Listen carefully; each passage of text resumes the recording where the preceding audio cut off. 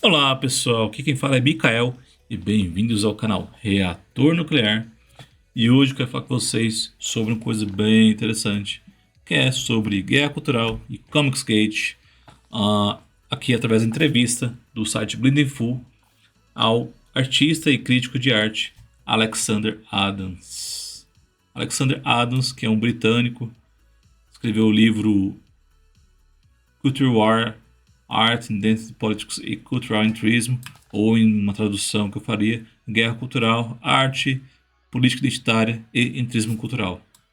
Bom, aqui, através dessa entrevista, ele fala sobre o Comicsgate como uma reação ao entrismo cultural. E aí ele explica o que é entrismo cultural. Essa entrevista vai ser interessante para falar com vocês, porque vocês vão entender primeiro o que é o Comicsgate, né? Porque tem vários YouTubers aí que falam muita besteira sobre o Comicsgate, que é grupo de ódio, que é grupo que difunde discurso de ódio, que é grupo que não gosta de mulher, que é grupo que não gosta de LGBT, LG alguma coisa. Não tem nada a ver com isso. Eu vou explicar detalhe por detalhe o que aconteceu. Mas antes de tudo, eu acho interessante falar o que é o. Começar aqui com o Comicsgate primeiro, um resumão. Que depois o próprio Alexander Adams, através da entrevista, ele aprofunda o que é o Comicsgate.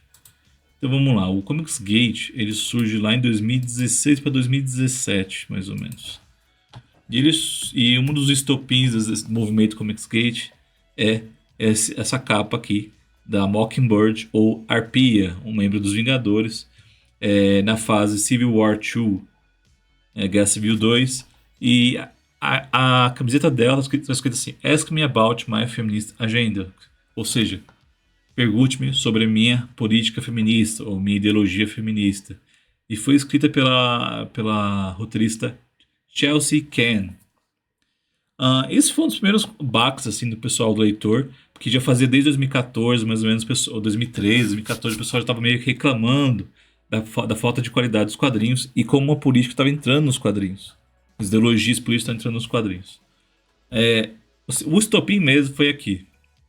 Quando, através do Twitter da Heather Antos, que é uma cebosa de marca maior, trabalha na IDW até hoje, foi uma das responsáveis pela IDW perder licenças famosas para criação de quadrinhos, como por exemplo G.I. Joe e Transformers. Ela postou isso em 2017, ela postou essa foto, na qual na frente estava a Chelsea Ken e os editores da Marvel. Que aí se descobriu que a Marvel estava entupida de mulheres. Só mulheres. Mulheres, obviamente, infelizmente, totalmente ideologizadas. Aí a explicação do porquê tinha na capa da Arpia Ask me about my feminist agenda. Ou seja, ideologia política feminista. Aqui a desculpinha que era a foto era uma homenagem a Flo Steinberg. Mas aí é para mostrar que realmente a Marvel estava dominada pelas mulheres politicamente comprometidas. Ou seja, são todas de esquerda, socialista, feminista e etc. Então, e já, você vê como antes mesmo já estava com problema, por exemplo, quando Steve Rogers envelhece perdendo o soro lá do super soldado e entrega o escudo pro Sam Wilson, que vira o Capitão América por alguns anos. Isso fez as vendas despencarem, porque Capitão América é Steve Rogers é o Capitão América, não é Capitão América não é um uniforme para você ficar passando para os outros. Tanto que nos anos 80 fizeram isso, né? Passaram para outra pessoa, que era no caso lá era o John Walker, e meio que para mostrar, o Capitão América só existe um.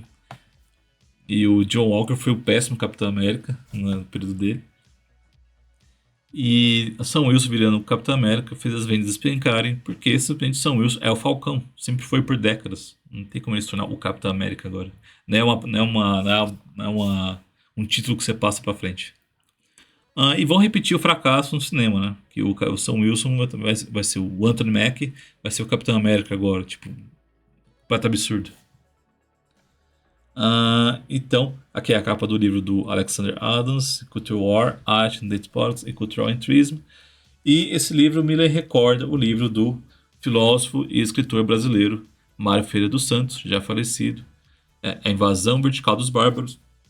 Um livro muito interessante, que explica mais ou menos de forma muito mais. É muito semelhante ao entrismo cultural do Alexander Adams, mas é muito mais robusto intelectualmente, muito mais abrangente e é específico para o Brasil, né? No caso, o Brasil, antes de se tornar o Brasil já estava se tornando ali, na época do Mário Ferreira dos Santos, um reduto de imbecis dentro da cultura. Aí, para você entender mais ou menos o que é a invasão vertical dos bárbaros, esse resumo do livro é interessante que fala assim, abre aspas. Na verdade, a invasão, que é a penetração gradual e ampla dos bárbaros, não só se processa horizontalmente pela penetração do território civilizado, mas também verticalmente, que é a que penetra pela cultura, solapando os seus fundamentos, preparando o caminho à corrupção mais fácil do ciclo cultural, como aconteceu no fim do Império Romano e como começa a acontecer agora entre nós. Esta obra é uma denúncia dessa invasão, que, preparando-se e desenvolvendo-se há quase 4 séculos, ou seja, desde o Iluminismo, atinge agora um estágio intolerável que nos ameaça definitivamente.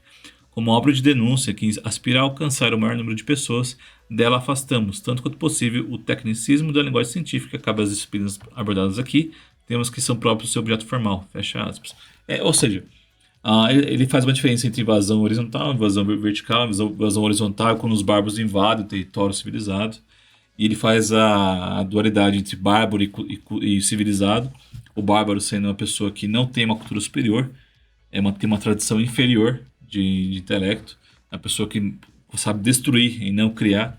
E um território, uma civilização, algo civilizado, é quando você tem algo criado através de uma cultura superior, que é uma cultura mais intelectual, mais espiritual, mais que busca levar o ser humano.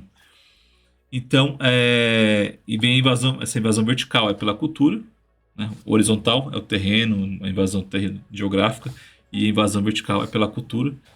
E é quando os bárbaros invadem os centros intelectuais, os difundidores de inteligência daquela sociedade, e em vez de difundir inteligência, difundem imbecilidade. E o próprio Olavo de Carvalho, o outro filósofo, Olavo de Carvalho, também fala sobre isso. Ele fala sobre o imbecil coletivo, né, que é quando um coletivo de imbecis invade os centros acadêmicos, a política, cursos, centros acadêmicos, etc., universidades, e eles formam uma espécie de máfia, né? Uma máfia que se autoprotege entre os amigos dos amigos para dizer que um imbecil está certo, o outro imbecil está certo, porque eles pensam da mesma maneira, eles possuem a mesma ideologia. E isso acaba expulsando os verdadeiros intelectuais dos centros acadêmicos. E quando alguém tenta falar algo contra, ele é repudiado pela essa máfia de imbecis. E voltando aqui ao site, ele explica mais ou menos o que ele define como entrismo cultural, né? O Alexander Adams. Eu defino entrismo cultural como indivíduos entrando em um campo criativo com a intenção de usar a arte como uma ferramenta social. Os recém-chegados e seus apoiadores, às vezes profissionais de longa data, os veteranos, né, estão convencidos de sua retidão e veem o mundo dividido entre pessoas boas e pessoas más. Eles são movidos pela indignação moral e veem fãs dedicados, leitores casuais que pedem que sua área cultural seja deixada em paz, como apoio a um status quo que perpetuaria o fanatismo e a marginalização. Os entrantes, ou seja, os novatos que acabaram de chegar, dizem: tudo é político. Aquele povo esquerdopata, socialista, extremista, de esquerda, que fala tudo é política, o que significa que nada é privado e cada área se torna um campo de batalha político. Aqui no caso não é artesanato, a tradução correta seria técnica, né?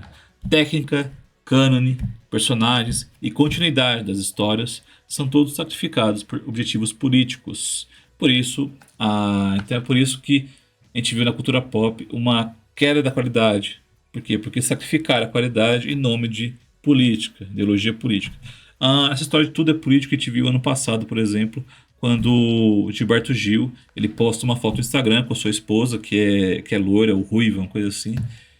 E o pessoal. E assim, Gilberto Gil é bem esquerdista, ele já foi ministro da cultura de Lula e da Dilma, ou de um dos dois, não recordo. E mais o pessoal que é mais extremista ainda, que participa de uma nova onda da esquerda, eles falam: nossa, você se casou com uma branca. Isso é. A escolha de quem você se casa também é uma escolha, é um ato político. O casamento também é uma coisa política. Então começaram a falar, responder no Instagram para o Gilberto Gil. O Gilberto Gil foi acossado, foi arrebentado pelos esquerdopatas. E, e até a Globo, que tem uma ligação íntima com o Gilberto Gil, parece que, pelo amor de Deus, parece uma simbiose ali. Começou a fazer uma propaganda em cima do Gilberto Gil para tentar limpar a imagem dele perante os esquerdopatas. Mas eles não esqueceram isso, o pessoal esquerdopata começou a falar: ah, miscigenação também é genocídio, não sei o que isso é o fim, isso é um ataque ao movimento negro, etc.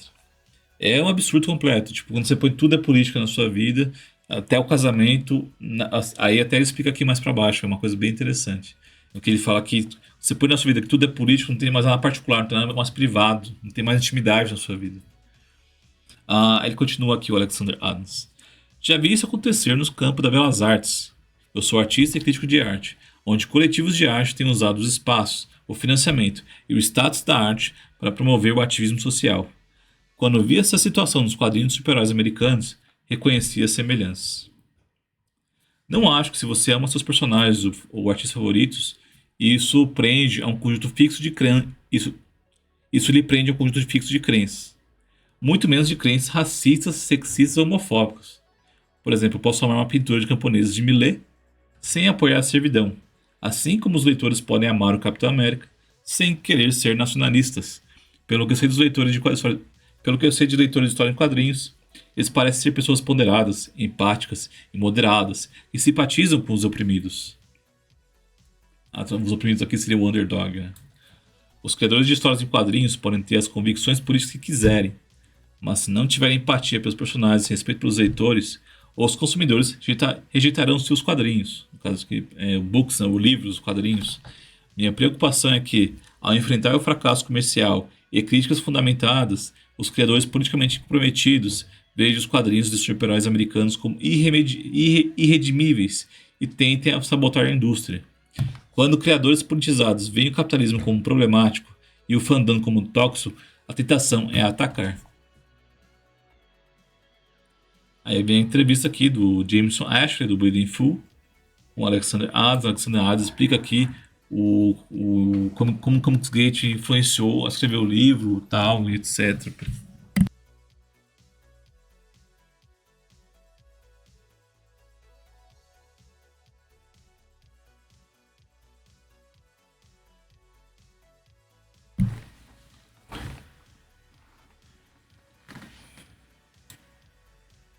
Aqui, ó.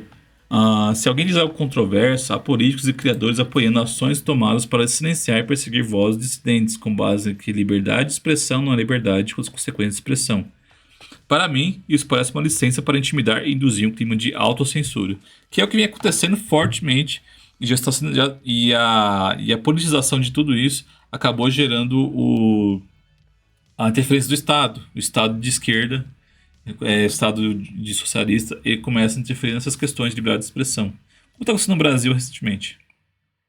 Ah, assim, ó, aqui, umas coisas que o inspiraram a escrever o livro foi o massacre de Charlie Hebdo pelos islâmicos em 2015, quando uma editora que faz piada política, a Charlie Hebdo,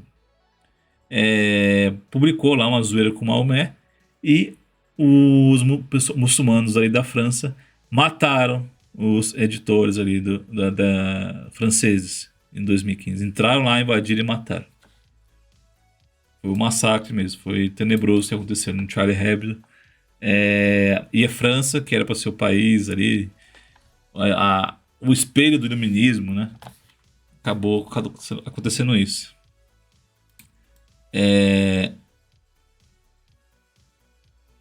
Tem mais um pouco mais aqui. Aí ele fala que a crescente popularização da política, tanto nos Estados Unidos como na Europa, está afastando as pessoas. Marvel Comics, DC Comics e DW permitiram que seus criadores se afastem com um discurso mais surpreendentemente abusivo. Os criadores e seus aliados ativistas veem que podem ir além de toda semana sem consequências. podem ir além toda semana sem consequência. Afirmar que os criadores são freelancers e, portanto, fora da influência das empresas é um absurdo. Você verá que os estúdios de cinema e as empresas de publicidade têm cláusulas em contrato com atores, celebridades e atletas que penalizam ações que tragam descrédito à organização devido à má conduta de um indivíduo. A pena é rescisão de contrato. Parece que os editores de quadrinhos não são fortes o suficiente para disciplinar nem mesmo seus editores, muito menos os freelancers contratados. As editoras de quadrinhos, né? Acho que só haverá movimentos nesse sentido. Diretrizes estritas de mídia social, contratos com cláusulas de descrédito, disciplina, incluindo demitir funcionários em tempo integral, e disciplinar funcionários em tempo integral, incluindo demissão, algo realmente sério vai acontecer. Talvez um ataque a um criador do Comicsgate, ou se houver evidências provando o conluio da empresa com o assédio. Ou seja, ele fala que é muito fácil combater isso. Criar regras em relação à mídia social. Se você for falar em nome da empresa, se você falar alguma coisa em relação a quadrinhos nas redes sociais, você vai estar afetando a empresa, então tem que ter regras sobre isso. Contratos com cláusulas de descrédito, ou seja, se você falar alguma coisa que cause descrédito à empresa, você tem que ser demitido. E disciplinar o tempo todo. O problema é que a gente já viu que próprios editores de quadrinhos são o pessoal mais ideológico possível na Marvel e na DC. E são os editores que escolhem o que vai ser publicado e o que não vai ser. Isso que é interessante. O Comicsgate é o caso mais abundantemente documentado de entrismo cultural que eu já testemunhei. Eu acho que eu não falei quem que são os principais representantes atualmente do Comicsgate, né? Mas o pessoal considera o líder, assim, o que é o cara mais... que já foi o cara mais fodástico da DC Comics. É o Ethan Van Sciver.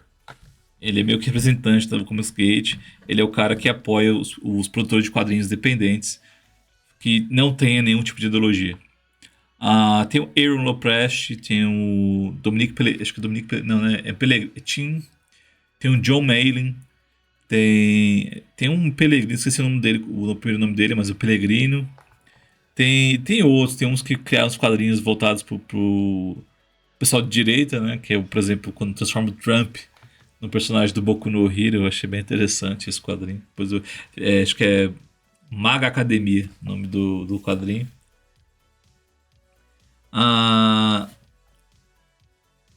E aqui ele fala um pouco mais do livro dele. Aqui, ó. Aqui, ó, isso aqui é interessante. É uma das coisas mais interessantes aqui, ó. Você tem todos os estágios do entrismo cultural em relação à indústria dos quadrinhos, né? Moderação de painéis de mensagens, ou seja, censura. Controle editorial. Cooptação de grande parte da imprensa especializada. Deturpação de oponentes por meio de peças de sucesso. Condenação de consumidores. Mudanças provocativas no conhecimento. Ignorando o cano e a continuidade. Um sistema patrono-cliente de apoio na política de contratação. Isso ocorre bastante. Porque quando aos poucos o pessoal ideológico foi entrando aos poucos, eles vão subindo na hierarquia da empresa, eles acabam, quando eles chegam no topo, eles começam a escolher só funcionário que pensa igual a ele. E isso é que causou um grande problema na indústria. Teste de pureza para criadores e consumidores. E uma vontade de colocar política acima do profissionalismo. O teste de pureza verifica se a pessoa... verifica o histórico da pessoa para saber se ela faz o que você gostaria que ela fizesse, ideologicamente falando. Mas lembre-se de que isso não é um plano ou uma conspiração, ou seja, não tem uma coisa organizada realmente. É o caso de pessoas que compartilham uma visão política e querem fazer a sua parte, entre aspas. Lentamente, ações e pessoas se juntam para formar um padrão. Eu não vi isso tão descaradamente em outros campos. As situações são aceleradas e intensificadas nas novas mídias e na cultura pop. Você verá coisas semelhantes nas artes plásticas, no teatro e assim por diante. Mas é menos intenso. O aspecto revelador do Comicsgate é que você tem um número de vendas caindo e lojas fechando. Essa é uma evidência tangível de fracasso. No mundo das belas artes, as vendas são confidenciais e os dados firmes são difíceis de obter. A gente lembra aí com a questão das lojas fechando, a gente lembra daquela Kelly Sue DeConnick, que foi roteirista da Capitã Marvel, por exemplo. Ela falou assim: se você não gosta da minha política, não compre meus quadrinhos. E depois começou a fechar as lojas. E numa entrevista 2 anos depois, ela fala que tá com medo da indústria fechar, no geral, porque tem muita comic shop fechando nos Estados Unidos por causa da porcaria que a DC e a Marvel estavam produzindo. A IDW também, a Dark Horse né, também tá caindo nessa. Então, a indústria de quadrinhos só não periga em sumir do nada por causa do pessoal independente. Lembrando que o Ethan Sciver ele criou o seu Cyberfrog, que é um personagem de super sucesso no Indiegogo. E ele conseguiu já arrecadar mais de 5 milhões de dólares. Vou repetir, ele já conseguiu arrecadar mais de 5 bilhões de dólares com seus projetos, sozinho, de forma independente, sem editora. Temos o caso mais recente, que é o Eric July, criador do universo do Ripaverse. Ele criou seu personagem Aizon, e o número 1 do Aizon vendeu 3 bilhões de dólares. Lógico que vai ter que pagar isso, vai ter que pagar aquilo, mas, é independente, sem ninguém, sem nenhum chefe, entendeu? Não tem ninguém a quem pagar. Ele tem que pagar só a produção e os envios. E é incrível, um sucesso inacreditável, Eric July. Lembrando que tem um brasileiro lá no meio, o desenhista é o Jacal. Chacal, desculpa. Igor Chacal. Pode procurar no Instagram lá, Igor Chacal. Chacal com. Acho que é com K. Ele desenhou o Aizon, que é um super-herói negro. E é legal que o interessante é que o Eric July está sendo acusado de ser preconceituoso e racista, mesmo o Eric July sendo negro e tendo criado um personagem negro. Mas como ele não criou um personagem com viés político, estão chamando ele de racista. Pois é. É isso que está acontecendo na indústria, na cultura pop em geral. Um bando de idiotas ideologicamente retardados que simplesmente não aceitam o contraditório e nem a diversidade de pensamento. Que é a verdadeira diversidade, né? Diversidade de pensamento. Ah, Aí ele fala que quando ele foi pesquisar sobre o Comicsgate, ele achou canais canais de YouTubers que estavam falando mal da atual situação dos quadrinhos, né? O Captain Comics, Douglas Earth, Divergent Comics, Jason Guy que é bem interessante, Yellow Flash, The Umbrella Guy, Switchcast e o Ethan Van Sciver com seu Comicsgate Kings, suas lives de Comicsgate Kings. Tem a romancista David V. Stewart. E também tá falando de Star Wars aqui e tal. É...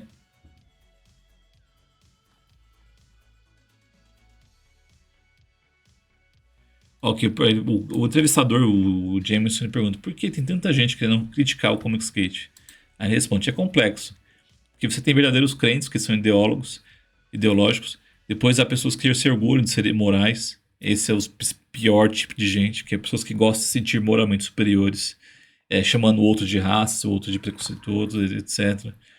Em uma situação que é criadores diversos versus fanáticos perversos, então estar do lado certo da história parece uma decisão fácil. Mas se você realmente ouvir o que os clientes estão dizendo, não conseguirá manter essa visão por muito tempo.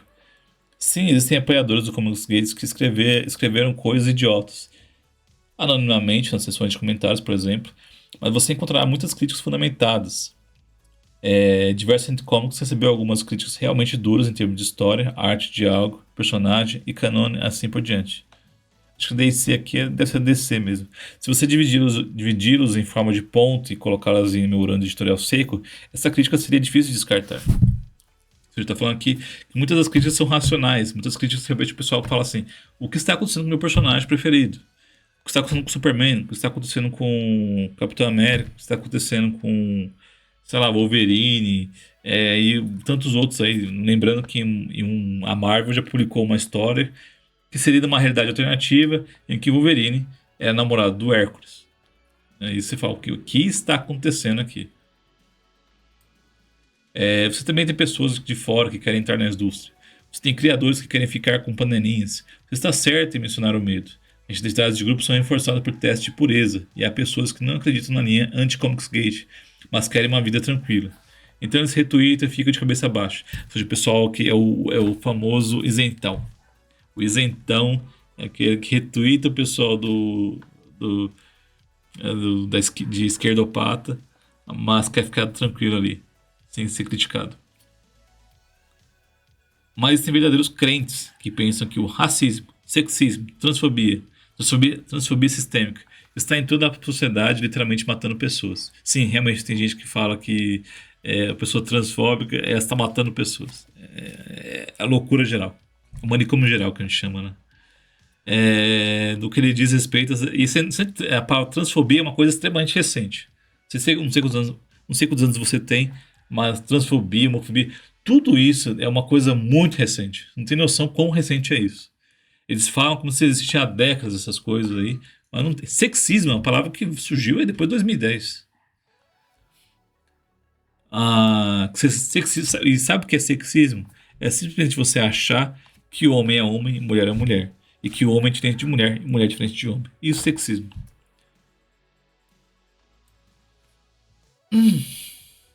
Aí pergunta, você já viu fenômenos semelhantes em outras áreas da cultura que espelham o que você viu em Comicsgate?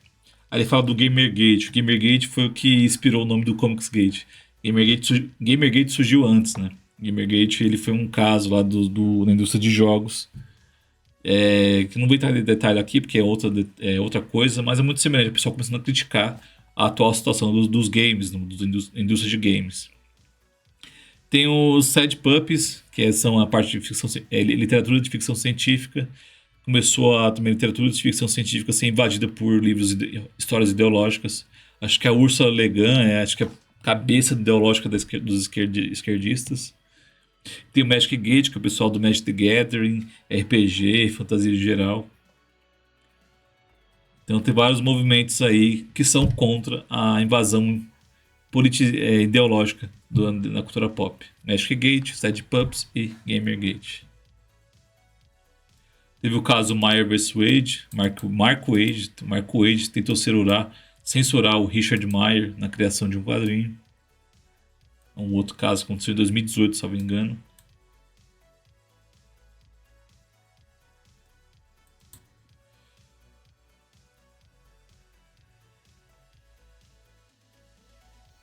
Ah, o Alexander Allens fala aqui. Os leitores dizem: este é um produto de má qualidade. Faça um trabalho melhor e, por favor, mantenha sua política fora da boca de personagens que conheço e amo há décadas.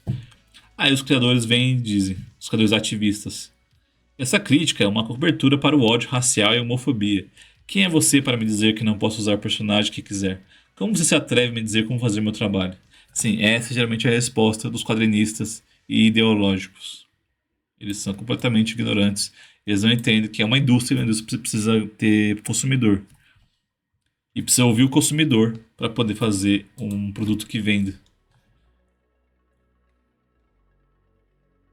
As pessoas poderiam se unir para salvar a indústria, mas isso não acontecerá porque as grandes editoras estão protegidas por baixos lucros, estão protegidas dos baixos lucros. Isso aqui é a parte interessante. As editoras estão protegidas dos baixos lucros por meio de subsídios cruzados. Além disso, eles estão sendo mantidos como reféns por ativistas internos que contrataram. Os criadores ativistas não se importam porque preferem queimar a indústria do que fazer concessões. Eles não são leais a uma empresa ou aos fãs. Os profissionais comprometidos são, em geral, muito cautelosos para acusar os limites. A gente faz uma distinção entre os criadores ativistas e os profissionais comprometidos.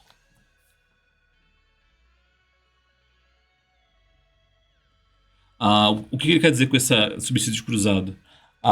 Tem alguns imbecis aí nas redes sociais que falam que, como assim a DC e a Marvel não estão produzindo para o público, não estão vendendo.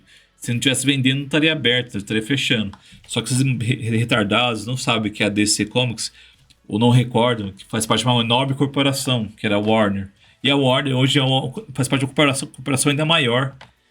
Antes era AT&T, agora está com a Discovery Channel. Agora é Warner Discovery Channel. Warner Discovery, o nome da corporação.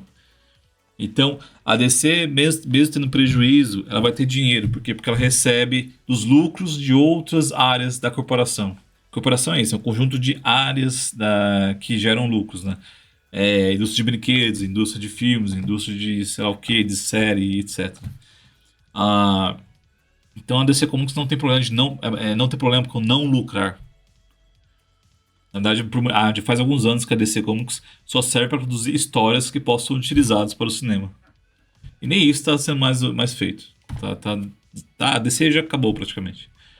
A Marvel Comics hoje, antes fazia parte de uma empresa que não me recordo, era Candice. Esqueci, fazia parte de uma outra corporação e ela foi vendida depois para a Disney, uma das maiores corporações do mundo, né? Então a Marvel também não tem problema de não lucrar. Por quê? Porque vai ter dinheiro do lucro de outras áreas da Disney. Cinema, por exemplo. Então, tem que ser inteligente. Você tem que entender que uma empresa que faz parte de uma corporação, ela tem essa rede de proteção, né, financeira.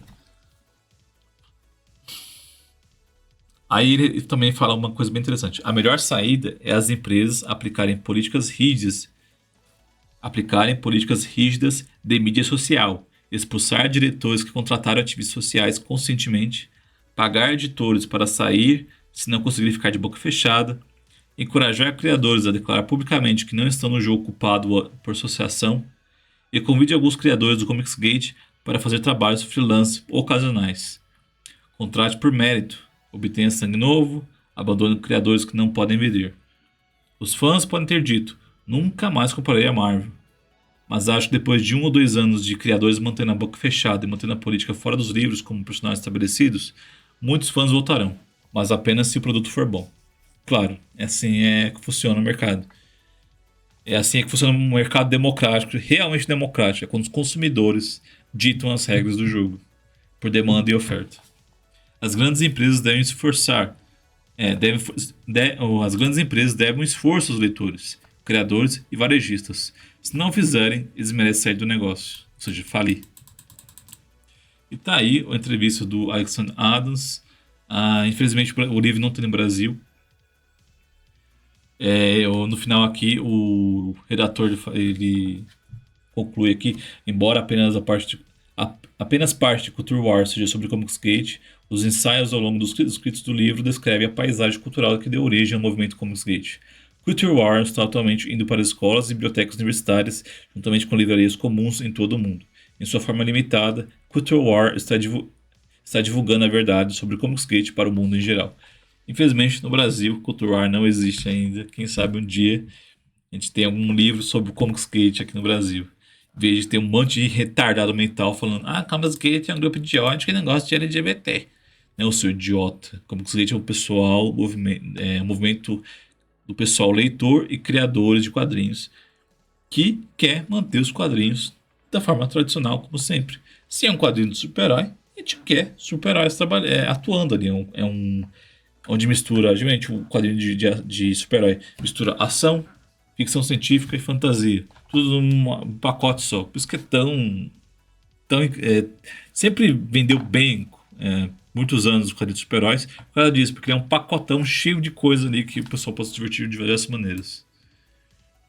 E não, eu não vejo quadrinhos como novos mitos e tal. Talvez eu faça um vídeo sobre isso, sobre a questão dos quadrinhos, personagens de quadrinhos ser o novo mito. Depois eu falo sobre isso. Mas é isso. Isso tem que ser feito. Demitir esse bando de retardado que está dentro das editoras. Criar um sistema rígido de controle de como os quadrinistas estão se comportando dentro da empresa e nas redes sociais. E simplesmente manter a tradição de quadrinhos. E aqui uma coisa interessante que o Alexander Adams falou é chamar o pessoal do Comicsgate para criar quadrinhos. De vez em quando, pelo menos. Para mostrar que estão abertos à diversidade de pensamento. E também, quer queira, quer não, por exemplo, Mike Baron, um dos principais roteiristas de Justiceiro por muitos anos, está no Comicsgate. Ele criou quadrinhos muito interessantes. Recentemente, Punch Behind the Lines, esqueci o nome do quadrinho agora, que era sobre policiais. Não rendeu tanto quanto o Itama Skyrim, quanto o Eric July renderam. Mas ainda assim é um quadrinho que eu acho bem interessante. Eu gostaria de ter aqui no Brasil. Quem sabe um dia. Hoje em dia aqui no Brasil, se você quer ver um pouco do Comicsgate, verifica a editora Faro Editorial. Ela lançou um selo, um grupo, um selo à parte de quadrinhos chamado Poseidon. Quadrinhos Poseidon. Aí já lançou, por exemplo, um do Mick Breitweiser, chamado Gala de Briga. É um pouco ali do Comics Gate, não é o melhor do Comics Gate, mas mesmo assim é muito bem desenhado. Lembrando que até os desenhos da Marvel DC estão caindo de qualidade, graças à história de tudo é política. Então é isso, pessoal. Para não estender mais o vídeo, que eu nem sei quanto tempo já tá, fico por aqui. Ó, aqui no Brasil teve esse Darkest One. Deixa eu ver aqui, Darkest One. Não, não é Dark One. Dark One, eu acho. Isso, Dark One. Aqui. Opa. Aqui. Dark One. Tá R$ 105, infelizmente, mas é um quadrinho com o roteiro do Brandon Sanderson, que atualmente é um dos maiores escritores de fantasia. Recomendo aí pra vocês. Que faz parte ali da esfera do Comics Gate, mais ou menos. Então é isso, pessoal. Vou lá para não estender mais o vídeo. Fiquem com Deus. Até mais e tchau, tchau.